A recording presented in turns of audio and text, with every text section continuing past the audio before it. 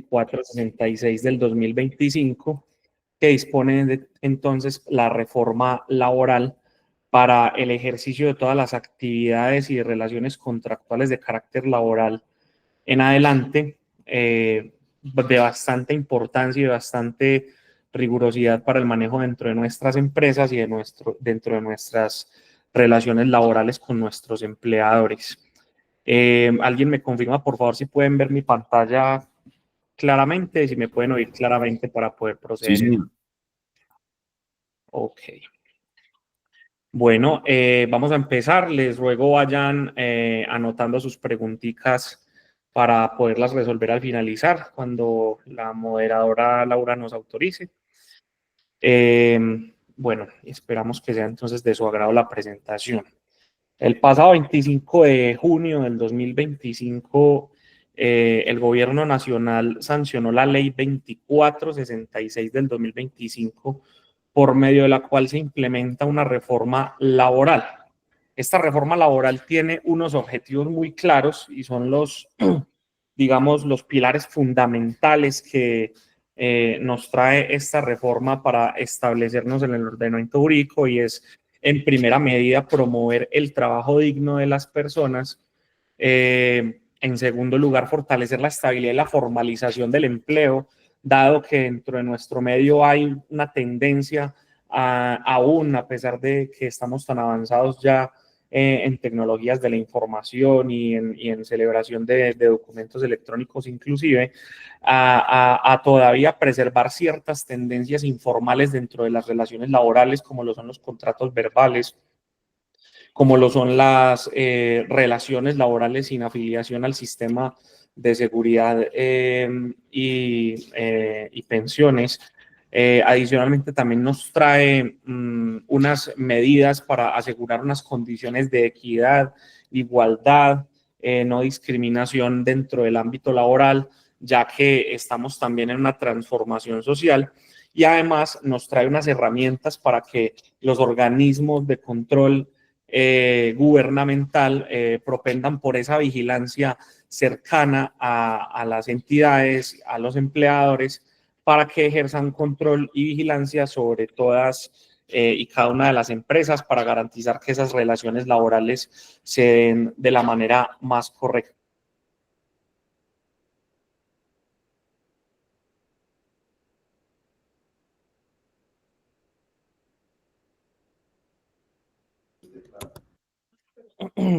Ok.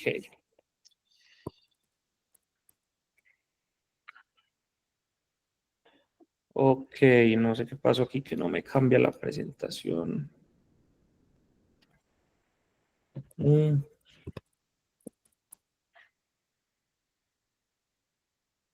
Ya. Ok, bueno, de los primeros cambios o de los principales cambios que nos trae la reforma laboral es que nos trae como regla general el contrato a término indefinido. La legislación laboral anterior ya nos traía varios contratos de trabajo desde sus tipologías con respecto a los términos, con respecto a las formas. Ejemplo, el contrato a término indefinido, ejemplo, el contrato a término fijo, el contrato por hora labor. Pero estos contratos no van a desaparecer, simplemente nos trae la reforma laboral que la regla general debe ser el contrato a término indefinido. Es decir, que todas y cada una de las relaciones laborales que vayamos a desarrollar desde este momento y en adelante deben hacerse por regla general o como premisa general a término indefinido. ¿Qué quiere decir esto? Que, por ejemplo, muchos empleadores tendemos a contratar a algunos trabajadores inicialmente por contratos a término fijo inferiores a un año, para someterlos a una especie de periodo de prueba para poder establecer una relación laboral más sólida a futuro. Pero entonces ya el gobierno o el legislador nos trae una limitación, y es que ese término fijo solamente podrá celebrarse por un máximo de 4 años, y que también tiene unas condiciones especiales para poderse celebrar, dada que la vocación de esos cargos que sean contratados a término fijo tendrán precisamente esa vocación de ser temporales y no permanentes dentro del desarrollo de la actividad económica de la empresa. ¿Qué quiere decir esto? Que si yo voy a celebrar un contrato de trabajo para ocupar un cargo, que es un cargo inherente, específico, concordante con la actividad mercantil de mi empresa, con el ejercicio permanente de la producción, con el ejercicio permanente de mi actividad general. La regla general es que ahora debo hacerlo siempre, siempre a través de un contrato a término indefinido. Y que esa figura del contrato a término fijo, esa figura del contrato de obra o labor, las vamos a dejar para unas ocasiones específicas donde los trabajadores específicamente deban ser contratados por periodos de tiempo específicos para el desarrollo de una tarea o para unas tareas específicas. Por eso también la reforma en este artículo nos trae que los contratos de obra o labor ahora deben ser muy especificados. Cuando nosotros vayamos a celebrar un contrato de obra o labor de acá en adelante, la obra o labor debe estar específicamente detallada en el objeto del contrato para poder determinar, si bien no se puede temporalmente, si un punto de partida y un punto de finalización del contrato para poder generar una trazabilidad correcta de la relación laboral.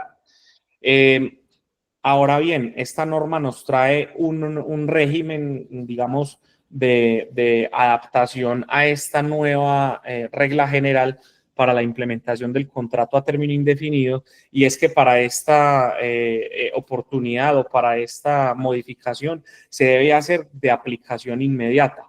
Ojo, ¿qué quiere decir esto? No quiere decir que yo tengo que coger ya todos los contratos de trabajo que tengo celebrados en este momento a término fijo y por obra o labor y modificarlos a un contrato a término indefinido. No, significa que todos los contratos de trabajo que yo celebre a partir de este momento en adelante ya deben contar con todas estas reglas, con todas estas normas. Pero la norma sí nos trae un tiempo para poder generar una modificación gradual de los contratos que ya traemos. ¿Listo? Este término fijo máximo de 4 años lo debemos tener en cuenta para los contratos a término fijo o por obra o labor que ya tenemos vigentes. Es decir, que si nosotros tenemos unos trabajadores con contratos a término fijo de 1 año o inferior a 1 año trabajando con nosotros hace 2 años, de esos 4 años del término máximo permitido que nos trae la reforma laboral, ya debemos tener en cuenta esos 2 años anteriores, lo que quiere decir que nos quedan 2 años máximo para poder modificar esos contratos a término fijo. Muy bien. Otra modificación importantísima que nos trae la reforma laboral es una modificación al debido proceso disciplinario laboral. ¿Cómo traemos nosotros normalmente los procesos disciplinarios laborales al contexto empresarial? Los traemos normalmente a través de un reglamento interno de trabajo que lo desarrollábamos normalmente conforme a las disposiciones del Código Sustantivo del Trabajo. También teníamos en cuenta el artículo 62, que son las causales objetivas para poder despedir a los trabajadores, también consignado en el Código Sustantivo del Trabajo, pero el eje fundamental, la columna vertebral del debido proceso disciplinario laboral, venía siendo desde siempre el reglamento interno de trabajo. Ahora, esta reforma laboral nos trae unos principios que tenemos que respetar dentro de los debidos procesos disciplinarios de carácter laboral y unas reglas de juego adicionales que debemos respetar en determinadas circunstancias. La premisa general o el fundamento constitucional para esta nueva regulación de la codificación laboral es el artículo 29 de la Constitución Política de Colombia, que nos trae el debido proceso y nos instala entonces en el debido proceso disciplinario laboral unos principios, los cuales los tenemos aquí en pantalla, que son el principio de dignidad, el principio de presunción de inocencia, el principio de indubio prodisciplinado, que significa que toda decisión, en caso de que tengamos duda de la responsabilidad de los hechos disciplinables, toda decisión que tomemos la vamos a tomar en pro o en beneficio de la persona disciplinada o investigada. También nos trae el principio de proporcionalidad, que las medidas disciplinarias que se tomen en contra de los trabajadores sean proporcionales a la comisión de las faltas, a la gravedad de las faltas y a los hechos ocurridos. que esos trabajadores disciplinados van a tener un derecho a defenderse conforme al artículo 21 de la Constitución Política, que van a tener derecho a la contradicción, a controvertir las pruebas dentro de un proceso disciplinario, que van a tener derecho a la intimidad, que van a tener derecho a la lealtad procesal, que van a tener derecho a esa buena fe por parte del empleador para dar trámite a los procesos disciplinarios, que van a tener derecho a que una persona decida con imparcialidad respecto a esos procesos disciplinarios, que van a tener derecho también a que se les respete la honra y el buen nombre en el marco del proceso disciplinario, y van a tener también como fundamento los procesos disciplinarios el principio del non bis in idem, que significa básicamente que las personas no podrán ser procesadas ni disciplinadas dos veces por los mismos hechos ocurridos, sino que deberán ser sanciones disciplinarias por hechos independientes y aislados. Hay un procedimiento que nos trae la norma que debemos aplicar. Nosotros ya en nuestros reglamentos internos de trabajo tenemos instalados unos procedimientos que aplicamos normalmente para tomar sanciones disciplinarias contra nuestros trabajadores y que son muy similares generalmente, pero la norma ya nos trae de manera escrita y de manera muy especificada cuáles son esos procedimientos o esas reglas a seguir dentro de un proceso disciplinario. Y son las siguientes. Primero, comunicación formal de la apertura del proceso disciplinario. ¿Esto qué quiere decir para todos nosotros, empresarios y trabajadores? Esto quiere decir que siempre que vayamos a iniciar un procedimiento disciplinario, debemos dejar suscrita un acta de apertura de ese proceso disciplinario. Eso no es como hágamele unos descargos a este trabajador y ya no. Vamos a tener que empezar a suscribir un acta de apertura. Esa acta de apertura se le va a notificar al trabajador indicándole los hechos por los cuales se le inició la investigación disciplinaria, cuáles fueron sus conductas, acciones u omisiones que lo motivaron o que motivaron la apertura del procedimiento disciplinario. Deberá llevar también la falta disciplinaria que cometió por escrito en la misma acta. Y además deberá llevar cuáles son sus derechos y cuáles son las consecuencias disciplinarias a las que podrá someterse. Cuando le hagamos traslado de esta acta al trabajador, podrá acompañarse entonces de una citación para que pueda pronunciarse. Junto con esta acta de apertura y esa citación para pronunciamiento, deberemos darle traslado de las pruebas que tengamos sobre la ocurrencia de los hechos y su responsabilidad, es decir, que le tenemos que entregar al trabajador todo el material probatorio que tenemos en contra de él, para que él también pueda ejercer su derecho a verificar todo el material probatorio y construir una defensa técnica, si bien lo considera, para poder defender sus derechos laborales en el procedimiento disciplinario. Le debemos dar al trabajador ahora un término de traslado para ejercer su defensa no inferior a 5 días. ¿Listo? ¿Esto qué nos cambia? Que muchas veces nosotros citábamos a descargos a los trabajadores de un día para otro o con 2 días de antelación, o muchas veces inclusive hasta en el mismo día. Ahora la ley nos obliga a que tenemos que darle al trabajador 5 días para preparar su defensa y para poderse presentar a ser escuchado en su pronunciamiento de defensa para poder tomar una decisión. De todas estas diligencias que se celebren con el trabajador o los trabajadores disciplinados, se deben suscribir unas actas. Esas actas deben estar firmadas por los asistentes y deben entregársele igualmente copias al trabajador y las otras copias para guardar en la empresa. Los pronunciamientos definitivos que emita la empresa, bien sea suspensión, bien sea un llamado de atención o bien sea la terminación del contrato de trabajo con justa causa o la absolución de la investigación disciplinaria, que también es una posibilidad, debe ir debidamente motivado.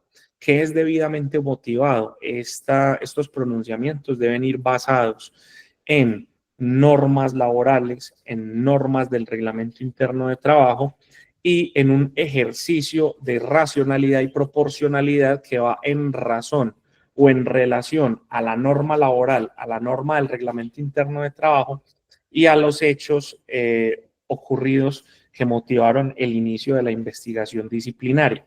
Es decir, que la persona que vaya a tomar la decisión y vaya a emitir ese pronunciamiento debe hacer un ejercicio complejo de análisis de la ocurrencia de los hechos con respecto a la regulación normativa y a las consecuencias de esos hechos dentro del ámbito de la empresa o dentro del contexto laboral con respecto a sus consecuencias para poder fundamentar de una manera muy argumentada y muy precisa esa decisión que se vaya a tomar para que no se le vayan a vulnerar los derechos fundamentales al trabajador.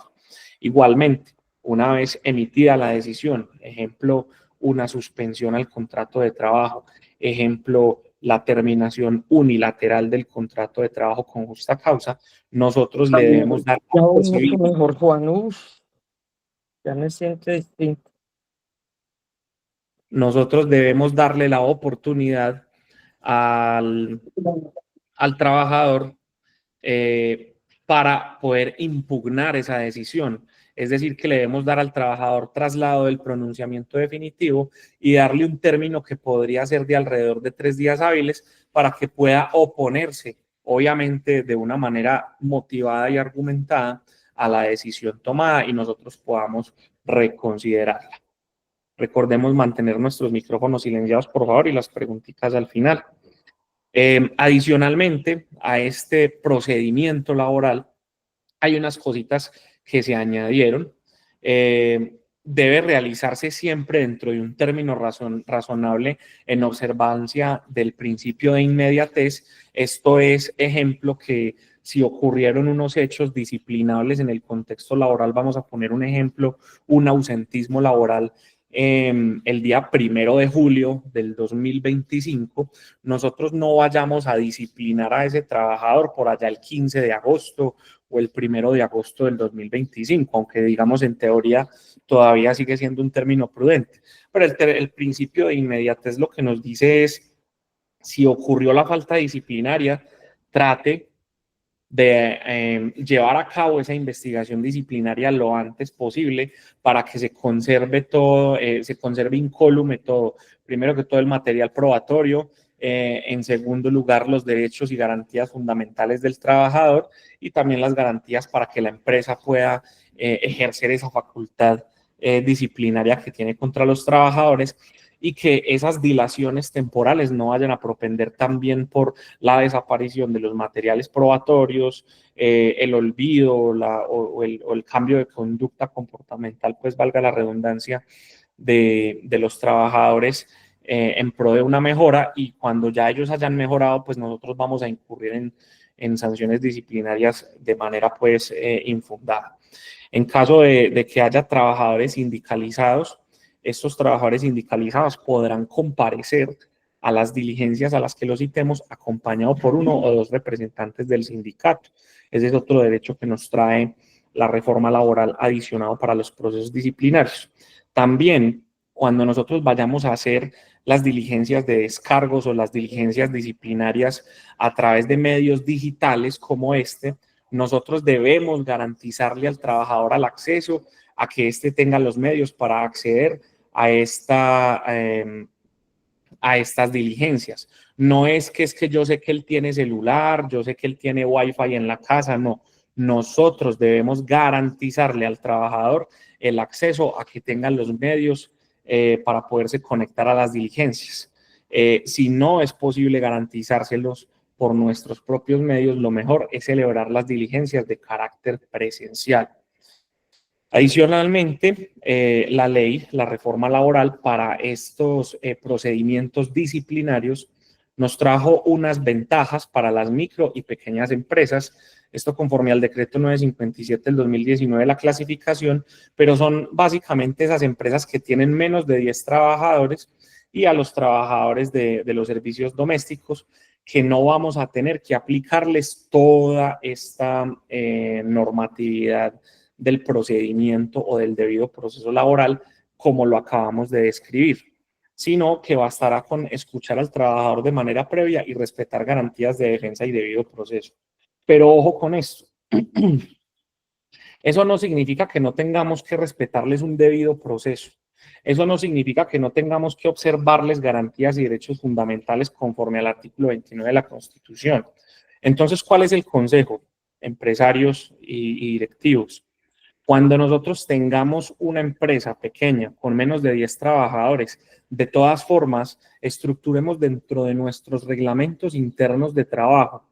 Si no los tenemos, estructuremos reglamentos internos de trabajo con estas reglas o con estos pasos básicos para el respeto de la defensa de los trabajadores y el debido proceso y la debida garantía de esos derechos fundamentales para que no vayamos a tener problemas futuros y posibles litigios y posibles riesgos económicos que se nos puedan materializar en indemnizaciones por despidos injustificados, por falta en el debido proceso y en las garantías fundamentales de los trabajadores. ¿Por qué se los digo? Porque cuando la norma nos dice que las trabajadoras de hogar y que las pequeñas empresas no tienen que transitar todo este camino que la misma norma nos dio de manera textual, pero que sí tenemos que respetar garantías de defensa y debido proceso, básicamente nos está diciendo, hagan lo mismo, pero yo no les voy a poner las reglas, ¿cierto? Entonces es mejor que nosotros nos ciñamos todos a esas reglas para que evitemos dolores de cabeza futuros y tengamos también una trazabilidad y una formalidad en el desarrollo de todos nuestros procesos para evitar riesgo económico y riesgo jurídico a futuro. Ahora bien, ¿cuánto tiempo tenemos para que nosotros ajustemos nuestros procedimientos disciplinarios al interior de la empresa a esta nueva normativa laboral? Tenemos un tiempo de implementación de 12 meses contados a partir de la sanción de la norma laboral, es decir, desde el pasado 25 de junio. Tenemos plazo de 12 meses para poder modificar todos nuestros reglamentos internos de trabajo en pro de que esos procedimientos disciplinarios estén desarrollados en observancia de todos esos principios y garantías fundamentales para la defensa de los trabajadores. Muy bien. Otra modificación importante que tenemos que tener en cuenta y que no nos trae solamente la reforma laboral, sino la Ley 2101 de 2021 que ya venimos conversando desde hace un par de años en nuestros contextos empresariales y es la jornada laboral. Como ya sabemos, perdón, la Ley 2101 del 2021 nos impuso una reducción de la jornada laboral gradual que para este próximo 15 de julio del 2025 ya llegará a un máximo de 42 horas semanales. Perdón, de 44 horas semanales y el próximo 15 de julio del 2026 ya llegará a un máximo de 42 horas semanales. Esto va también en concomitancia con lo que nos dispone la reforma laboral respecto al trabajo diurno y al trabajo nocturno. A partir de la entrada en vigencia de la reforma laboral, es decir, desde el pasado 25 de junio del 2025, 6 meses después entrará en vigencia la modificación que se realizó al trabajo nocturno. ¿Esto qué quiere decir?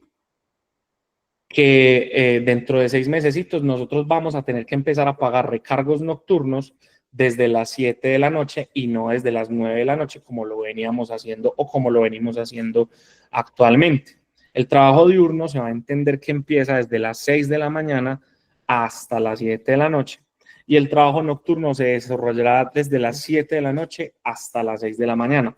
Por lo tanto, esos recargos nocturnos que nosotros tenemos que cancelarle a los trabajadores que trabajen o que realicen sus labores en el horario nocturno, ya no se realizarán desde las 9 de la noche, sino desde las 7 de la noche. Adicionalmente, también con respecto a la jornada laboral, nos trae una gran ventaja para las empresas esta reforma laboral y es que ya no se requiere permiso del Ministerio del Trabajo para elaborar horas extras. Actualmente, o de aquí hacia atrás, estábamos teniendo inconvenientes para la solicitud de autorización de trabajo suplementario con el Ministerio del Trabajo, ya que estas solicitudes las estábamos presentando y se nos estaban presentando demoras de hasta 8 meses o de un año para autorizarlas, cuando las autorizaban, porque también se estaba viendo mucha negativa en razón a muchos parámetros de carácter subjetivo que dependiendo del funcionario donde nos cayera en el Ministerio del Trabajo, nos aceptaban o nos negaban el permiso. Ahora, ya nosotros como empleadores no necesitamos solicitar ni tramitar ese permiso para poder laborar trabajo suplementario por parte del Ministerio del Trabajo, sino que tenemos que seguir las siguientes reglas. Primero, tenemos que llevar un registro del trabajo suplementario por cada uno de los trabajadores de manera detallada. Esto es una tablita de Excel, un formulario, un software, donde nos diga por cada trabajador cuántas horas extras trabajó, cuándo las trabajó, a qué horas las trabajó y cuántas trabajó, ¿cierto? Muy detalladamente por cada uno de los trabajadores. Segundo, hay que entregar al trabajador una relación de las horas extras laboradas con el soporte que acredite el pago. Es decir, que si yo en la quincena le voy a cancelar al trabajador las horas extras que trabajó en esa quincena anterior, yo le debo hacer la consignación, entregarle el comprobante de pago o el recibo de nómina de que se pagaron con la trazabilidad de cuántas horas extras trabajó y que efectivamente se le pagaron en esa colilla de pago.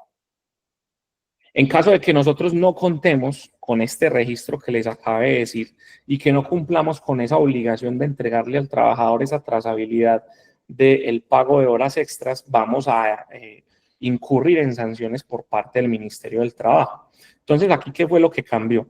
El Ministerio del Trabajo no nos está diciendo pídame autorización para trabajar horas extras.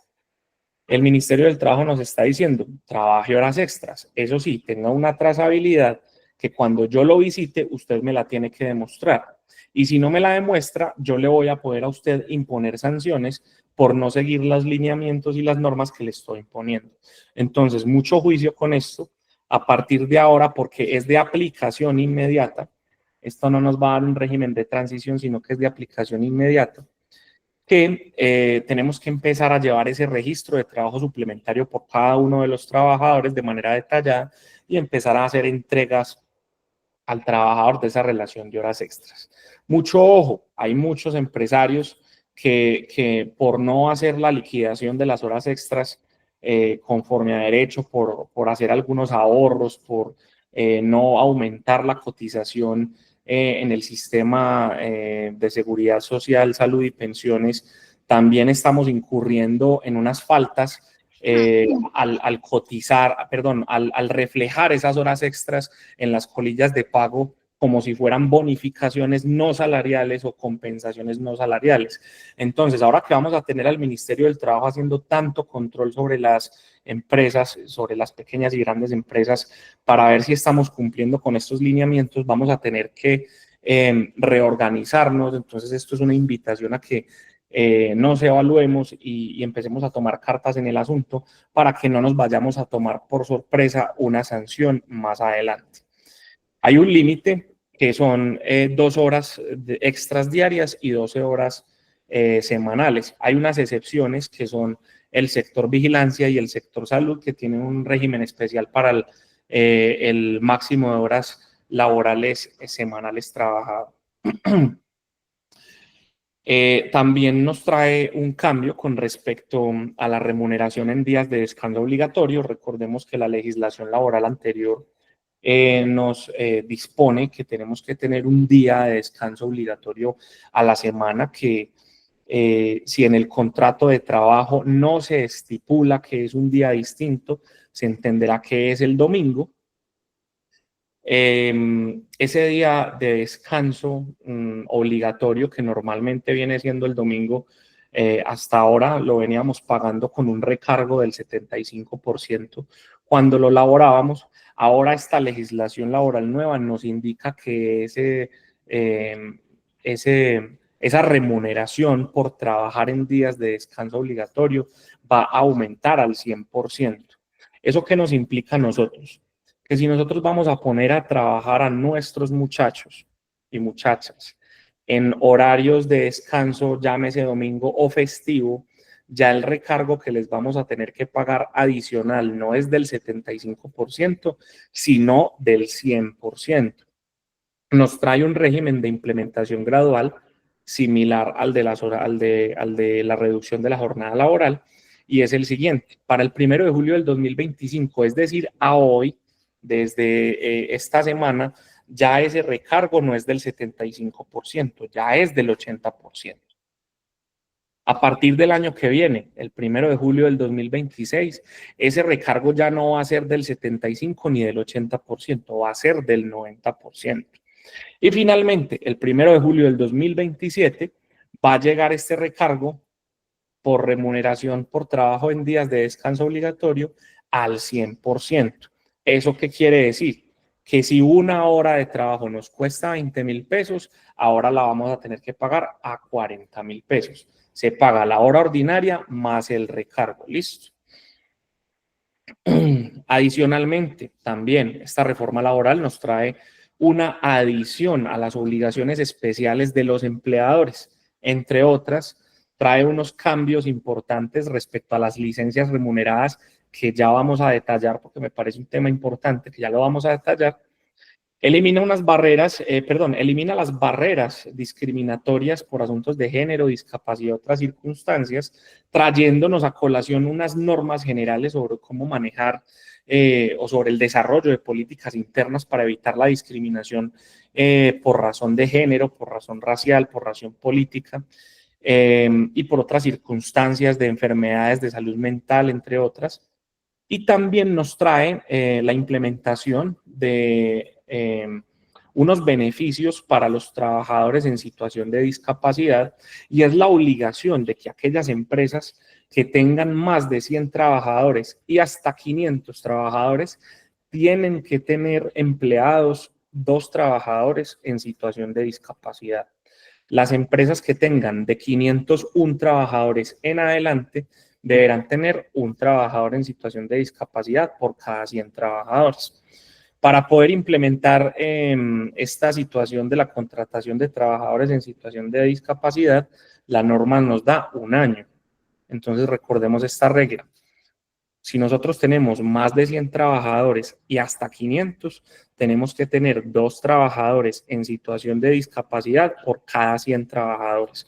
¿Cómo así? Si tengo 105 trabajadores, tengo que tener 2 trabajadores en situación de discapacidad. Si tengo 205 trabajadores, tengo que tener 4 trabajadores en situación de discapacidad y así sucesivamente. Ahora vamos a hablar del tema de los cambios importantes que nos traen con respecto a las licencias remuneradas. ¿Por qué es importante esto? Porque nos adiciona 2 cositas. Número 1, ¿qué son las licencias remuneradas? Las licencias remuneradas son aquellas licencias o permisos que yo debo concederle al trabajador observándole común y corriente el pago de su salario normal. Es decir, yo no le puedo reducir del salario las horas o los días que se ausente de su puesto de trabajo en razón a estas licencias autorizadas. Vamos a empezar a hablar de ellas. Primero, atender citaciones judiciales o legales, que la observamos en la parte de arriba. ¿Qué es esto? Si un trabajador fue citado como testigo a un juicio, fue citado como testigo a un juzgado, a la fiscalía, a una inspección de policía, yo le tengo que otorgar ese permiso, obviamente si el trabajador me trae la citación debidamente fundamentada por la autoridad judicial administrativa, y le tendré que otorgar al trabajador ese permiso para que se desplace a atender esa citación y le debo remunerar el tiempo que él se encuentre en esa citación. ¿Cómo hacemos nosotros para tener la trazabilidad de esto? Esas citaciones normalmente son ante autoridades judiciales o administrativas. Podemos solicitarle al trabajador que adicionalmente también nos traiga un certificado de hora de salida para poder tener un control sobre esos permisos. Ejercer el derecho al sufragio. Este ya es conocido por todos cuando tenemos derecho a ir a ejercer nuestro derecho al voto, a las urnas, a depositar nuestras decisiones democráticas. Tenemos derecho a unas licencias remuneradas que se soportan con el certificado electoral y que deben ser obviamente pagadas común y corriente. También tenemos el desempeño de cargos oficiales transitorios de forzosa aceptación. ¿Qué es esto? Cuando me toca ser jurado electoral, cuando me toca ser jurado en las votaciones u otros cargos que también son de forzosa aceptación. Cuando tenemos una grave calamidad doméstica, Esta norma nos dice que la grave calamidad doméstica es un suceso familiar ocurrido hasta el tercer grado de consanguinidad, segundo de afinidad o primero civil, no más de ahí. También tenemos para el uso de la bicicleta. ¿Cómo así que por el uso de la bicicleta? En las entidades privadas, en las empresas privadas, cuando un trabajador logre soportarle a su empleador que se desplaza en bicicleta hasta su lugar de trabajo por un lapso, pues de manera regular, de manera continuada, que su medio de transporte es la bicicleta hacia su lugar de trabajo, tendrá derecho a que se le otorgue una licencia remunerada de una jornada laboral por cada 6 meses. Las comisiones sindicales es el permiso que nosotros le tenemos que dar a los funcionarios, perdón, o a los trabajadores sindicalizados para el ejercicio de sus funciones en el desarrollo de las actividades sindicales. También nos habla de la asistencia a los servicios exequiales de los compañeros de trabajo, pero aquí sí podemos limitar como la cantidad de trabajadores que se vayan a desplazar a los servicios exequiales de un compañero de trabajo, de manera que no vaya a afectar el funcionamiento de la empresa. Ahora nos trae estas dos. Ya teníamos que hay que otorgar una licencia remunerada, o más bien las incapacidades médicas hacían las veces de una licencia remunerada porque los trabajadores podían estar en descanso y en recuperación de sus enfermedades, recibiendo una contraprestación por parte de la empresa o de la EPS o de la ARL en su defecto. Pero ahora la legislación nos instala que también tendremos que otorgar el permiso para que los trabajadores puedan asistir a las citas médicas con especialistas que hayan sido programadas con suficiente antelación. Aquí es donde normalmente pasa, ay, es que la cita con el ortopedista que es tan difícil de conseguir, me la dieron para dentro de 2 o 3 meses. Entonces, lo que busca la legislación o el legislador aquí es garantizarle a ese trabajador que pueda asistir a esa cita médica y que no la vaya a perder. Y nosotros tendremos que remunerar ese permiso.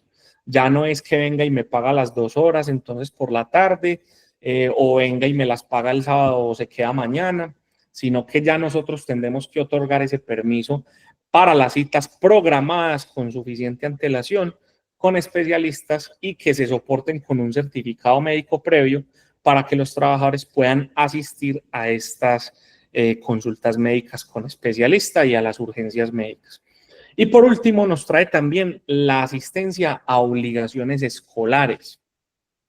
Aquí la norma nos deja un poquito ambigua esa precisión, pero es lo que es. Entonces ya tendremos que en el camino ir desarrollando herramientas para poder manejar de una manera correcta esta permisión o esta posibilidad que no estaba anteriormente, y es que en los casos en que resulte obligatoria la asistencia por requerimiento del centro educativo, por el padre trabajador, nosotros tendremos que otorgar esa licencia para que acuda al centro de educación a bien sea a recibir las notas o a la reunión que corresponda. La norma nos dice que debe ser por requerimiento del centro educativo. Entonces aquí es donde nosotros tenemos ese vacío. ¿Cómo vamos nosotros a soportar ese requerimiento del centro educativo? Pues es un desarrollo que tendremos que hacer en el camino. La norma no nos lo especifica. La norma no nos dijo que el centro educativo tendrá que emitir una certificación o una citación debidamente motivada. Entonces es algo que tendremos que resolver y establecer a través también de nuestros reglamentos. Ok. La reforma laboral también nos trae unas medidas para la eliminación de la discriminación. Entre ellas, a grosso modo, porque son bastantes, tenemos la prohibición de discriminación a mujeres y géneros diversos, impidiendo ejercer sus identidades en ambientes laborales con libertad. Mucho ojo con esto. ¿Listo? Mucho ojo con esto, porque esto hace parte también de una discusión social que tendremos que ir desarrollando al interior de nuestras empresas, pero tenemos que permitirle a las personas con géneros diversos ejercer sus libertades y sus identidades de manera libre también en el ambiente laboral. Esto no significa que puedan desarrollar conductas indecentes, conductas inmorales o que vayan en contravía de los reglamentos, no. Es básicamente propender por el respeto del libre desarrollo de la personalidad. ¿Listo? Segundo, prohibición de exigir a las personas en embarazo a realizar trabajos de esfuerzo físico que puedan producir aborto o anomalías en el desarrollo del feto. ¿Esto a qué está encaminado? A que si nosotros tenemos una trabajadora que desarrolle trabajos de cargas físicas y está en condición de embarazo, nosotros tendremos que garantizarle a esa trabajadora o una reubicación o un descanso remunerado o cualquier situación que podamos resolverle dentro de la empresa para garantizarle que ella no tendrá que realizar esos trabajos de esfuerzo físico que puedan producir riesgo a su condición de embarazo. Tercero, no podemos discriminar a las víctimas de violencias basadas en género. No podemos despedir ni inducir a la renuncia a las personas por esas mismas razones de violencias basadas en género, ni por razones religiosas, políticas, raciales, étnicas, orientación de género, identidades, en fin, no podemos discriminar a esas personas, pero encaminados a que no podemos ni inducir su renuncia, ni despedirlas en razón a estas situaciones. Tampoco podemos limitar o presionar a los trabajadores para dejar el ejercicio de sus libertades religiosas o políticas. No podemos ejercer actividades coercitivas contra nuestros trabajadores para que dejen a un lado sus prácticas religiosas de credo distinto al nuestro o que vaya en contravía de nuestras creencias personales, porque eso no debería interesarnos como empleadores. Y mucho menos su orientación o sesgo político también si está en contravía del de nosotros. También nos prohíbe, ojo con esto y es muy importante, nos prohíbe despedir a los trabajadores en un sentido discriminatorio por sufrir enfermedades o afectaciones de salud mental, que es una situación que se nos está presentando recientemente en los contextos laborales y es el desarrollo de las enfermedades mentales, que son un problema de salud pública actual, pero que todavía no todos lo tenemos lo suficiente y lo debidamente concientizado para entenderlo también como una enfermedad como cualquier otra. Y por último, la prohibición del despido por, bueno, o sea, aquí fui redundante, creo que lo puse al revés, sí. Tenemos entonces esa prohibición de despedir por enfermedad o afectación de salud mental, y es que es muy importante hacer énfasis en esto porque es que las enfermedades de salud mental también son enfermedades incapacitantes, son enfermedades que también nos pueden poner en una situación de debilidad manifiesta, son enfermedades que inclusive nos pueden disponer de una calificación de pérdida de capacidad laboral. Y recordemos que ya la Corte Suprema de Justicia nos ha dicho que la estabilidad laboral reforzada, soportada en una pérdida de capacidad laboral, está indicada cuando los trabajadores tengan una calificación por encima del 15%. Entonces, estas afectaciones de salud mental también nos pueden disponer estas situaciones de discriminación, de estigmatización en el ámbito laboral y no podemos despedir a los trabajadores en razón a estas situaciones. Otra modificación importante que nos trae la norma, para que vayamos ya avanzando al final, es unas modificaciones en los contratos de aprendizaje. ¿Qué es esto? Básicamente lo que nosotros llamamos como el cumplimiento de la cuota seno. A grosso modo, los contratos de aprendizaje ahora van a ser considerados un contrato es un contrato especial y es a término fijo. Estos contratos se van a regir por las normas sustantivas del trabajo, es decir, por el Código Sustantivo del Trabajo, por toda esta legislación laboral de la que estamos hablando, que tiene como fin una formación teórico-práctica a cambio pues de un patrocinio que lo tenemos que poner nosotros como empresarios, bien sea contratando al aprendiz o bien sea subsidiando su formación. Estos contratos de aprendizaje no podrán tener una duración superior a los 3 años y hay una modificación con respecto a las remuneraciones. Si es una formación dual, el aprendiz recibirá como mínimo durante el primer año el equivalente al 75% de un salario mínimo mensual legal vigente y durante el segundo año equivalente al 100% del salario mínimo mensual legal vigente. Si es formación tradicional, el aprendiz va a recibir en la fase lectiva el 75% del salario mínimo mensual legal vigente y en la fase práctica el valor correspondiente al 100% del salario mínimo mensual legal vigente. ¿Qué significa esto? Que ahorita en la fase práctica, cuando ya nosotros tenemos al aprendiz con nosotros en nuestra planta de producción, en nuestra oficina, debemos cancelarle como salario el salario mínimo mensual legal vigente al 100%. Ah, bueno, es que yo no quiero tener no quiero tener los aprendices en mi empresa ni en mi oficina. Entonces, nosotros hablamos de la monetización de la cuota cena o del contrato de aprendizaje. ¿Qué es esto? Es la cuota que yo le pago a la entidad para suplir este requerimiento legal.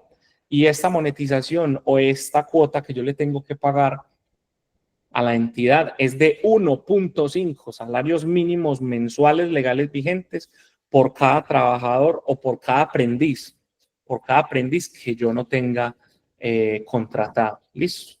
Entonces, recordemos que cuando lo tenemos ya en fase práctica, ahora vamos a pagar 100% del salario mínimo y que si no queremos tener contratados los aprendices, sino que vamos a pagar la cuota de monetización, esa cuota de monetización va a corresponder a 1.5 salarios mínimos mensuales legales vigentes. La reforma laboral nos trae también otras medidas clave, entre ellas la formalización del trabajo doméstico. Ya es obligatorio que para todos los trabajos domésticos, llámese empleada del servicio, llámese cuidador, llámese jardinero, deben ser contratados a través de contratos de trabajo escritos, con observancia de todas las garantías y derechos laborales contemplados en la codificación laboral, como lo es afiliación al Sistema General de Salud y Seguridad Social, como lo es a una ARL, como lo es a tener todas esas garantías de bienestar laboral. También, en segundo lugar, nos trae un reconocimiento de experiencia a personas privadas de la libertad. Esta codificación laboral nos indica a nosotros que en el momento en que vayamos a contratar a una persona para un cargo determinado y esta persona viene de ser privada de la libertad y haya ejercido un empleo en su reclusión, nosotros tendremos que reconocerle el empleo desempeñado en su reclusión como experiencia laboral, entre otras garantías que implementa. Nos trae también el beneficio Crea Empleo. Esto es para empleadores que contraten puestos de trabajo nuevos para personas jóvenes, mayores de 50 años y para mujeres cabeza de hogar. Nos permite también esta norma, en concomitancia con la reforma pensional, realizar aportes a tiempo parcial a la seguridad social, a las microempresas y a los hogares.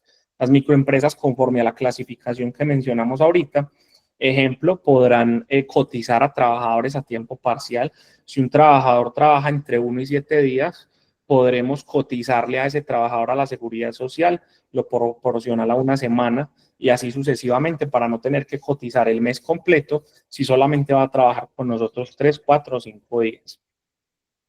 Nos trae también unas medidas para la mediación e intermediación. ¿Qué es esto? Que normalmente nosotros tendemos como empresarios a abusar de los contratos de prestación de servicios. Entonces nos trae unos parámetros para definir esos lineamientos de cómo se van a desarrollar esos contratos de prestación de servicios o cómo se va a desarrollar o a delimitar esa relación contratante-contratista para que no arroje responsabilidades solidarias respecto a los trabajadores del contratista y para que queden muy bien delimitadas cuáles son las obligaciones de cada uno desde la formalización.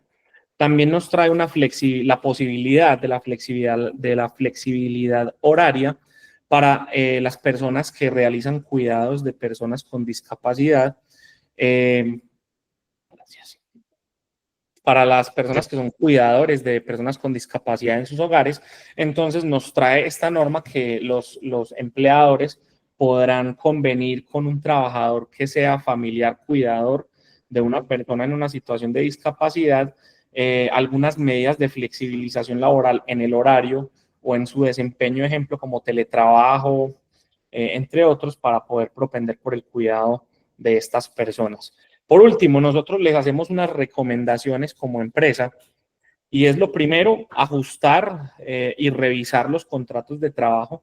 Muchas veces nosotros dejamos los contratos de trabajo como una herramienta que solamente nos sirve para firmarla, obligar al trabajador y guardarla en un archivador, pero los contratos de trabajo son nuestra pieza clave para defendernos en caso de que tengamos una diferencia contractual o una diferencia sustancial económica, operacional con nuestros trabajadores.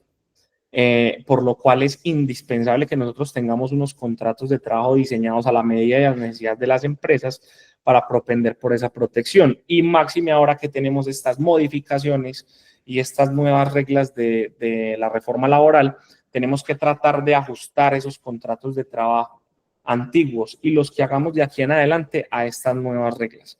Tenemos que revisar y ajustar los reglamentos internos, no solamente el reglamento interno de trabajo, sino en general todas nuestras políticas internas para que se adapten a estos nuevos lineamientos, principalmente a los lineamientos respecto al debido proceso disciplinario, como debe ir en el reglamento interno de trabajo. Desarrollar políticas internas de no discriminación, desarrollar políticas internas de acompañamiento y de cuidado para las poblaciones de especial protección y realizar un plan de actualización con asesoría jurídica integral, que es bastante indispensable para que podamos garantizar la protección de la empresa y una adecuada adaptación de esta reforma laboral a las políticas, a los contratos y a todas a toda la composición documental interior de nuestra empresa. A grosso modo, esto es lo que nos trae la reforma laboral. La reforma laboral es una reforma bastante amplia, bastante compuesta. Creo que quedaríamos muy corticos en esta horita que nos gastamos para poder abarcarla toda. Sin embargo, estos son pues como los aspectos generales más importantes que pudimos nosotros colegir que son de interés para las empresas y que esperamos que haya sido de utilidad para su conocimiento. Vamos a pasar entonces a una partecito de preguntas para que podamos entonces escucharlos y resolver algunas. Laura. Hola, Sebas. Bueno, tenemos varias preguntas. Entonces voy a empezar por las iniciales. Eh, por acá nos pregunta Joana Jiménez. ¿El contrato por obra o labor debe contener sí o sí el final de la obra? Bueno, esta distinción que nos trae ahorita la norma nueva es muy similar a la anterior, sino que ahorita es un poco más rigurosa. ¿Qué es lo que pasa con el contrato de obra o labor? El contrato de obra o labor nosotros hoy en día lo estamos mal manejando, entre comillas, y es dejando la posibilidad de que esa obra sea infinita. Pero entonces la legislación laboral nueva o esta reforma laboral lo que nos indica es que nosotros tenemos que delimitar muy bien cuál es la obra o la labor contratada. Ejemplo, yo contrato a fulanito para que me pinte la pared de la oficina. Cuando fulanito termine de pintar la pared de la oficina, habrá terminado la obra y habrá terminado la relación laboral, ¿cierto? ¿Qué es lo que pasa normalmente? Que nosotros nos terminó de pintar la oficina, entonces ya pínteme la cocina, pínteme el balcón, vaya pínteme el carro, vaya pínteme la moto, y esa relación laboral nunca termina. Entonces, lo que quiere la norma es que si yo sigo utilizando ese trabajador para una cosa, para la otra, para la otra, para la otra, esa relación laboral termine formalizándose a través de un contrato a término indefinido. Y que si yo voy a vincular a una persona a través de un contrato por obra o labor, sea realmente para una obra o labor determinada. Entonces, la invitación de la legislación actual es a delimitar muy bien cuál es la obra y la labor contratada para poder establecer cuál es el punto de finalización de ese contrato. Gracias. Jorge García nos pregunta, ¿cómo es la regulación de horas extras en empresas del sector salud conforme a la nueva ley? Bueno, las empresas del sector salud tienen un régimen especial para la extensión de las horas extras, o bueno, no para la extensión de las horas extras, sino para el tiempo laborado máximo diario.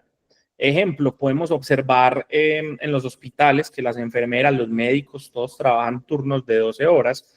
diferente a los trabajos administrativos y operativos que tenemos normalmente en el sector industrial general, donde tenemos jornadas máximas de hasta 9 horas, ¿cierto? Entonces, las horas extras máximas a laborar semanalmente son las mismas, solamente que la aplicación es de distinta forma. Si yo me voy a quedar laborando 2 horas extras después de mi turno, siendo yo personal del sector salud, y que tengo un turno de 12 horas, entonces mi jornada máxima ya será de 14 horas diarias, ¿cierto? Me hago entender, o sea, a lo que quiero decir es que cuando nosotros estamos en el sector industrial normal, tenemos una jornada de 8 horas, entonces con la extensión de las 2 horas extras adicionales máximas al día, ya sería un turno de máximo 10 horas. En el sector salud son como 12 horas máximas la jornada laboral habitual, entonces ya serían 14 y así sucesivamente. Pero el máximo de horas a laborar por semana conforme a la reducción de la jornada laboral y el máximo de horas extra semanales es el mismo que opera en todos los sectores comerciales. Gracias, Eva. Solodomis nos pregunta, ¿el contrato de prestación de servicios continúa vigente? Bueno, el contrato de prestación de servicios no lo podemos concebir como un contrato de trabajo. El contrato de prestación de servicios es un contrato que se rige por las normas civiles y comerciales. ¿Qué es lo que pasa? Que nosotros normalmente en los contextos empresariales tendemos a maquillar los contratos de trabajo con un contrato de prestación de servicios a fin de ahorrarnos los pagos y dineros pues en parafiscales, en seguridad social, en horas extras, en una infinidad de cosas, ¿cierto? Pero entonces, en lugar de preocuparnos por si siguen vigentes o no, tenemos es que preocuparnos por si los estamos ejecutando o no, porque los contratos de prestación de servicios siguen vigentes. Como les digo, no es un contrato de carácter laboral, sino de carácter civil y comercial. Tenemos es que preocuparnos, y esta es la invitación que le hacemos nosotros, si estamos manejando o administrando bien esas relaciones contractuales que tenemos celebradas a través de esta figura contractual, para que no se nos vaya a configurar en la realidad un contrato de trabajo maquillado y que pueda acarrearnos como empresa sanciones judiciales e indemnizaciones que puedan presentarse también por esas cosas que dejamos de pagar por maquillar un contrato. Entonces, cuando yo tengo un contrato de prestación de servicios subordinado con un cumplimiento de horario, con un cumplimiento de unas órdenes, como si fuera un trabajador normal, yo le estoy dejando de pagar cesantías, primas, vacaciones y eventualmente un juez, si logra determinar que había una relación laboral en lugar de una relación civil o comercial, podrá condenarme a mí al pago de todos esos dineros en instancias judiciales. Talento Humano DJ Group nos pregunta, adicional que el contrato por prestación de servicios continúe vigente, ¿el pago de seguridad social es asumido por el empleador desde el 1 de julio del 2025, descontado de los honorarios? Sí, no es que la empresa asuma el pago, sino que la empresa se puede responsabilizar del pago. Es decir, que la empresa ahora en adelante podrá realizar el pago de los aportes a la seguridad social de los trabajadores independientes, es decir, de esas personas que están contratadas bajo la figura de prestación de servicios, ya sin necesidad de que si la empresa pagó se vaya a generar o materializar una relación laboral. ¿Esto por qué sucede o cuál era el fin del legislador con esto? Que muchas personas eran contratadas bajo la premisa de la prestación de servicios y omitían el pago de la seguridad social por ahorrarse esos pesos, por ahorrarse esos dineros. Entonces, las empresas estaban quedando desprotegidas porque ya en el momento que el trabajador o que el prestador de servicios, el contratista, tuviese un inconveniente de salud, un problema de salud, un accidente o algo por el estilo, la empresa también tendría que incurrir solidariamente en el pago de esas prestaciones de salud, de esas atenciones médicas. Entonces es una forma que se inventó el legislador de garantizar que los prestadores de servicio tengan esa cobertura integral en salud y que no sean, entre comillas, irresponsables de no pagar su salud como independientes. Entonces, sí, ahora lo pueden empezar a hacer, pueden empezar a pagarle la seguridad social a sus contratistas independientes sin necesidad de que por ello se materialice una relación laboral, sin miedo. La siguiente. Ok, bueno, voy a hacer una aclaración, es que como tenemos varias preguntas en el chat, algunas personas nos están alzando las manitos, vamos a estarlas respondiendo en orden de lo que nos han escrito en el chat. Y también que esta charla está siendo grabada y la vamos a subir en nuestros canales de YouTube. Mi apoyo asesores SAT, la pueden buscar en YouTube. Y Sebastián, cuéntame si ustedes tienen canal de YouTube, ¿cómo se llama? Para informárselo a las personas. Dime. Bueno, no, en este momento no contamos con canal de YouTube, pero nos pueden encontrar en nuestras redes sociales en Instagram, @control.legalcl, nos pueden encontrar en www.controllegalcl.com y los invitamos a que visiten nuestras redes sociales. Próximamente estaremos lanzando un programa de televisión en un canal local donde hablaremos de actualidad jurídica para las empresas y también para la comunidad en general, para que estén muy pendientes y puedan aprender un poco más sobre derecho de las empresas. Gracias, Eva. Sebastián Sierra nos pregunta, ¿las citas médicas es solamente con especialista o con medicina general?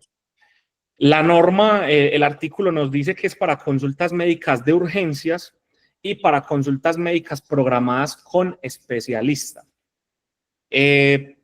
Si nos vamos a quedar de manera taxativa con lo que nos dice la norma, es urgencias y especialistas, ¿cierto? Pero yo entendería que el fin del legislador es garantizarle el acceso al servicio de salud al trabajador.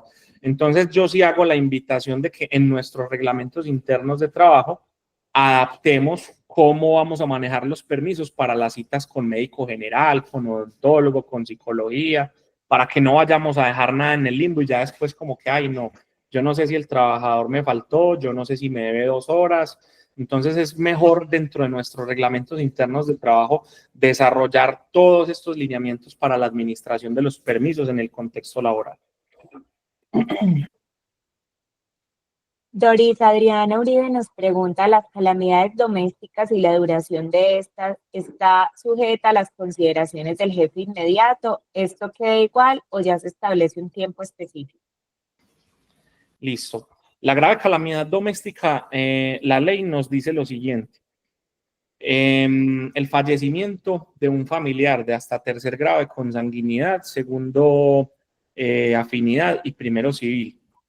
En este caso, la ley nos dice que tenemos que darle 5 días hábiles de descanso remunerado a nuestros trabajadores en razón a esta grave calamidad doméstica. Pero es que, ¿qué más es una calamidad doméstica grave? Muchas otras cosas. Entonces, la ley nos dice que las graves calamidades domésticas deben estar contempladas en nuestros reglamentos internos de trabajo para que los trabajadores sepan cuáles son y cuándo pueden acceder a estas licencias remuneradas por grave calamidad doméstica. ¿Qué es lo que pasa? Que el legislador no puede determinar que sí y que no es una grave calamidad doméstica de una manera muy específica porque las circunstancias varían. Entonces, normalmente, por ejemplo, nosotros cuando asesoramos a nuestras empresas, nosotros en los reglamentos internos de trabajo les aconsejamos unas circunstancias específicas. Ejemplo, incendio en la vivienda del trabajador, eso es una grave calamidad doméstica. Ejemplo, que ya viene también en camino en nuestro Congreso, el fallecimiento de una mascota. En fin, muchas otras circunstancias. Entonces, nosotros tenemos que respetar la grave calamidad doméstica por fallecimiento que nos indica la ley, pero también podemos desarrollar en nuestros reglamentos qué otra cosa es una grave calamidad doméstica para que no la dejemos en el limbo y el trabajador no vaya a venir donde nosotros. Pero es que para mí es muy grave que se me haya muerto la vecina, ¿cierto? Entonces es mejor dejar en nuestros reglamentos especificado qué es y qué no es una grave calamidad doméstica. A mí nos pregunta Doris, ¿qué pasa si en una empresa tengo varias personas con citación de colegio para el mismo día y si debo garantizar el permiso para todos? ¿Cuánto tiempo es previo aviso?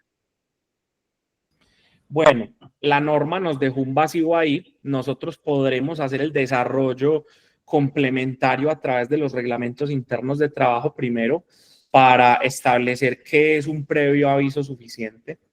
Segundo, ¿qué será suficiente para certificar la necesidad de comparecencia? porque es que la profesora me mande una notica en el cuaderno del niño, la espero mañana en una reunión, no significa que sea de obligatoria asistencia. Nosotros consideramos que el fin del legislador es permitirle a los padres de familia poder asistir a las obligaciones escolares cuando éstas sean de carácter obligatorio, no en todas las ocasiones. No es que el niño va a izar bandera, no, o sea, es para unas situaciones específicas de obligatorio cumplimiento, una sanción disciplinaria en el colegio, es decir, algo que sea realmente específico y necesario, de necesaria comparecencia del acudiente o padre de familia. Ojo con lo siguiente también. Normalmente, pues, hay situaciones en que solamente es la mamá o solamente el papá, pero no es que yo tengo que darle permiso sí o sí a mi trabajador, sabiendo que de pronto la madre del niño no trabaja, la madre del niño podrá comparecer sin necesidad de sacar un permiso laboral porque es ama de casa o amo de casa, ¿cierto? Entonces, como les digo, la norma nos dejó esa imposición, pero también nos dejó un vacío muy grande que nosotros tendremos que empezar a regular a través de los reglamentos internos del trabajo y que también tendremos que empezar a estar a la expectativa de ver también qué conceptos y qué manifestaciones adicionales nos va a regalar el Ministerio del Trabajo y las autoridades judiciales al respecto para poder regularlo de una mejor manera. Por lo pronto, sería únicamente cuando el colegio a través de un comunicado oficial nos requiera la asistencia del padre de familia. Ese sería pues Paola como Tulcán, la básica. gracias, Eva. Paola Tulcane nos pregunta, tengo varias personas que ya en noviembre se les vence la tercera prórroga. En ese caso, ¿debo hacer el contrato a término indefinido? Pero ¿estamos hablando de una tercera prórroga o de un periodo de 4 años? O sea, hay que revisar, porque de todas maneras, si estamos hablando de un contrato a término fijo, debemos entender que no puede, a término fijo inferior a un año, debemos entender que esa prórroga que seguiría no podría ser una prórroga de un término inferior a un año. Ahora bien, si estamos hablando de que ya se les va a cumplir los 4 años en ese contrato de trabajo, sí sería lo mejor realizar ya una reforma de esos contratos de trabajo y mirar la posibilidad que tiene para organizarse. Juan David Gómez nos pregunta si la modificación de horarios diurno o nocturno respecto a las horas extras rige a partir de este mes o este cambio queda programado a partir de enero del 2026. Diurno, nocturno, lo que les decía ahorita, para el pago de los recargos. El recargo nocturno empieza a aplicar desde las 7 de la noche a partir de 6 meses. Cuenten 6 meses desde el pasado 25 de junio hacia adelante y desde ese momento el recargo nocturno se empezará a pagar desde las 7 de la noche. Por lo pronto, durante estos 6 meses nos quedamos con el horario de 9 de la noche. No sé si esa es la pregunta que nos estaba haciendo o de pronto no se la entendí bien. Yo también la entendí de esa forma. Angélica nos pregunta, ¿qué tan cierto es que se pierden los recargos de domingo y festivos si se elabora como días laborales normales y se establece un descanso en día diferente? Ok, nosotros tenemos que regular en nuestros contratos de trabajo cuándo van a ser esos descansos remunerados. La ley nos trae que los descansos remunerados obligatorios son los domingos y los festivos. Pero si yo desempeño una actividad comercial distinta donde tengo que trabajar un domingo normalmente, yo puedo convenir con mi trabajador que su día de descanso sea un martes o un miércoles, ¿cierto? Entonces, esos recargos operarán única y exclusivamente cuando yo ponga a trabajar al trabajador en su descanso remunerado obligatorio. Ojo con lo siguiente, si yo en el contrato de trabajo no estipulo que el día de descanso va a ser o el martes o el miércoles o el jueves, la ley nos dice que automáticamente se va a entender que es el domingo y el festivo. ¿Listo?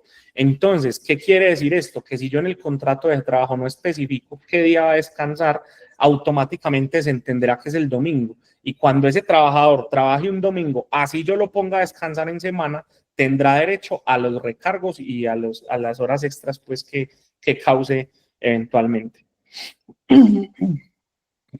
Nos preguntan, Diana Correa, ¿el cambio de los aprendices aplica para quienes ya están vinculados en cualquiera de las dos etapas o a partir de cuándo aplica esta vigencia? En Gestión Humana Vista también nos preguntaban algo parecido, ¿cuándo entra en vigencia las condiciones de contrato de aprendizaje? Sí, las condiciones del contrato de aprendizaje son de aplicación inmediata. ¿Listo? Son de aplicación inmediata. Perfecto. El contrato de aprendiz, por ser regido por el Código Sustantivo de Trabajo, se compara, imagino que dice eso, igual al contrato fijo, se paga auxilio de transporte, se pagan todas las prestaciones y vacaciones, se paga todo el sistema de seguridad social. Sí, se equipara igualmente a un contrato de trabajo común y corriente.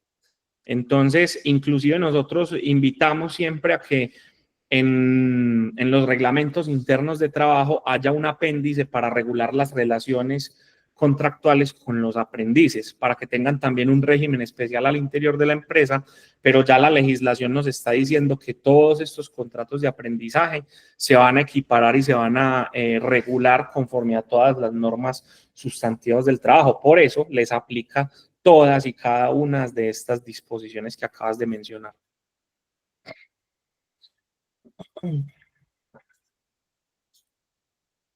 Ok, por acá tenemos otra pregunta. Según este contrato de aprendizaje, siendo una empresa con 65 empleados y tienen un contrato en concordato, ¿es obligatorio? ¿Me repetís la pregunta, Lauris, porque no te la entendí muy bien? No la estoy leyendo. Una empresa que tiene contratos en concordato, dice, ¿es obligatorio esos contratos de aprendizaje? Me imagino que se refieren a empresas en liquidación. Sí, o sea, la obligación de tener aprendices es igual para todas las empresas conforme al sector industrial que les aplique, independiente de qué tipo de vinculaciones tengan mercantiles, de la situación societaria en la que se encuentren, siempre van a tener la misma obligación, dependiendo obviamente pues de la actividad, de la actividad mercantil a la que se dediquen. Entonces, si los trabajadores que tenga vinculados en este momento suman esa cantidad vinculados directamente con la empresa, pues estará obligado también a tener esos aprendices o a subsidiar a través de la monetización si no tiene pues cómo ubicar aprendices al interior de la planta. En el sector construcción, nos pregunta Sebastián Sierra, ¿por cuántos aprendices estoy obligado a monetizar? Discúlpame un segundo. Ah, bueno, aparte de pagar el impuesto, perdón, el aporte para el fondo de la construcción, deben contratar aprendices por cada 15 trabajadores, contratados. Andrea Parra nos pregunta si los contratos a tiempo parcial dejan de existir o si tiene algunas excepciones o reglas para llevarse a cabo. No, los contratos a tiempo parcial siguen común y corriente. Lo que nos modificó o la regla general que nos trajo la legislación laboral nueva, la reforma, es el término de duración del contrato. Pero tú puedes tener un contrato tranquilamente a tiempo parcial, a medio tiempo, a término indefinido. Nos pregunta Yuri Torres, ¿cuándo entra en vigencia la reforma laboral? La reforma laboral ya entró en vigencia desde el pasado 25 de junio del 2025. Lo que nos trajo, y que lo vimos en la presentación, son unos regímenes de transición para algunas cositas en específico. Ejemplo, lo de la forma de contratar a los trabajadores es de aplicación inmediata. Ejemplo, lo de la cuota cena es de aplicación inmediata. Ejemplo, lo de la reforma de los reglamentos internos de trabajo nos dio un lapso de 12 meses para realizar las modificaciones. Ejemplo, lo de el aumento del recargo en trabajo dominical, nos dio 3 años para hacer el ajuste. Entonces, la aplicación de la reforma laboral es inmediata. Ya tendríamos que entrar en las particularidades de cada uno de los regímenes de transición que nos instaló. Nos pregunta Juliana Restrepo, frente a los procesos disciplinarios, si el trabajador no puede ser procesado 2 veces por el mismo hecho, ¿qué sucede con los trabajadores que incurren en reincidencia? Sí, bueno, aquí hay una situación específica con respecto a eso. Nosotros normalmente en los reglamentos internos de trabajo de las empresas observamos que ponen primera vez llamado de atención, segunda vez suspensión, tercera vez finalización unilateral del contrato. Eso no significa que los estemos juzgando por los mismos hechos. ¿Qué es juzgar por los mismos hechos a una persona? Juliana, llegaste tarde el lunes, ¿cierto? Entonces, eso es un hecho o una omisión de cumplir una norma, ¿cierto? Llegó tarde el lunes, es un hecho. Te voy a sancionar con un llamado de atención. Entonces, Juliana ya tiene un llamado de atención por llegar tarde el lunes. Juliana, llegaste tarde el miércoles. Eso es un hecho completamente distinto. Es la misma conducta, pero es un hecho completamente distinto y aislado. Es una llegada tarde diferente a la del lunes porque es la del miércoles. Entonces, Juliana, yo te sanciono por este hecho nuevo que también es relevante. Entonces, cuando tenemos esa reincidencia que Juliana llegó tarde el lunes, Juliana llegó tarde el martes, Juliana llegó tarde el miércoles, no son los mismos hechos, son 3 hechos distintos con características similares. Entonces, por eso es muy importante que nosotros dentro de nuestros procedimientos sancionatorios logremos delimitar muy bien cómo se van a hacer esos juicios o cómo se van a hacer esas valoraciones fácticas y probatorias para poder tomar sanciones disciplinarias. Yo creo que la invitación del legislador en este momento es a hacer un ejercicio mucho más jurídico, mucho más garantista, mucho más normativo en el momento de tomar sanciones disciplinarias contra los trabajadores, porque consideramos que se estaban haciendo de una manera muy arbitraria, de una manera muy subjetiva. Entonces, esa es la invitación del legislador, de formalizar mucho mejor el procedimiento disciplinario, asemejándolo quizá a un proceso penal en un juzgado, pues como tratando de equipararle las garantías del trabajador a defenderse a los derechos que tiene uno para defenderse en un juzgado. Nos preguntan, la nueva reforma, Milena Castaño, nueva reforma laboral afecta a los contratos de prestación de servicios especializados como la revisoría fiscal, que no implica subordinación ni horario, va 2 veces al mes. Voy a agregar a esto porque hay varias preguntas acerca de lo mismo. Cuando esa prestación de servicios recibe honorarios de diferentes contratantes, allí las empresas tendrían que pagar la seguridad social o hay algo diferente con eso. Bueno, como les decía ahorita, los contratos de prestación de servicios no son contratos de carácter laboral, son contratos de carácter civil o comercial. Si estamos hablando de ejemplo, revisoría fiscal, ejemplo, servicios jurídicos, como son el caso de nosotros, ejemplo, revisoría, los contratos que manejan ustedes para poder asesorar a sus clientes en materia de seguridad y salud en el trabajo. Todos esos contratos de prestación de servicios se rigen por la norma civil y por la norma comercial y las que lo adicionen. Entonces, si nosotros no estamos configurando una subordinación laboral, una asignación salarial, que es diferente a unos honorarios, no estamos subordinando, no estamos con cumplimiento de horarios, no va a tener absolutamente nada que ver con la ley laboral, no se va a ver afectada. Ahora bien, vamos a hablar del tema del pago de la seguridad social. No es que la empresa esté obligada a pagar la seguridad social de los contratistas. La empresa ahora está facultada para hacerlo sin generar una relación laboral.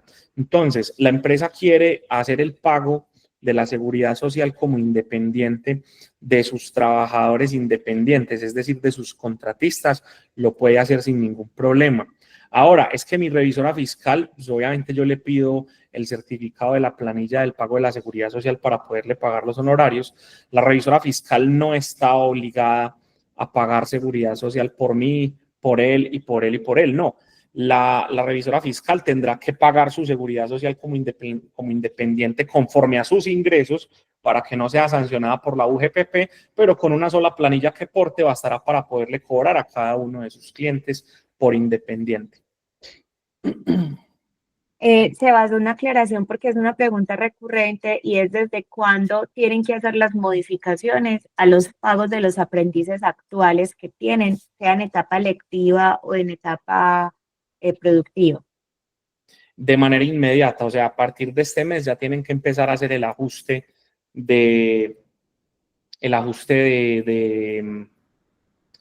de los salarios a los aprendices. Nos pregunta Luz María García, ¿cómo aplicaría la reforma actual para los proyectos que elabora 20 días y descansa 10 o elabora 14 seguidos y descansan 100? Habría que hacer una revisión profunda del manejo o del tipo de contrato de trabajo que se esté desarrollando con estos trabajadores para analizar si es viable poder cotizar a tiempo parcial o si es necesario cotizar a tiempo completo. Tendríamos que revisar ya el caso en específico para poder determinar una viabilidad. Nos pregunta jefe de talento humano Copasán, si a partir de la fecha todas las personas que contrate las debe contratar a término indefinido. Sí, o sea, la regla general es que debemos contratar a término indefinido. No significa que sea una obligación. Tendríamos que revisar las necesidades específicas de la relación laboral para poder determinar si puede todavía o no usar un contrato a término fijo o un contrato por hora o labor. Pero sí, si la vocación del cargo que planea contratar tiene una vocación de permanencia, una vocación de ser una actividad inherente a la actividad comercial o mercantil de mi empresa, debo contratarlo a través de un contrato a término indefinido. Vamos a ir finalizando porque hay muchas preguntas. Hemos seleccionado las preguntas porque algunas no son de la reforma laboral, sino de todo el contexto de casos laborales. Nos disculpan, por favor, si alguna pregunta no la pudimos leer, es por el tema de tiempo también y por el tema de acercarlas a la naturaleza de la capacitación, que es la reforma laboral. Nos pregunta Sonia Mendoza, ¿desde cuándo comienza la aplicación del artículo 22 de la reforma laboral?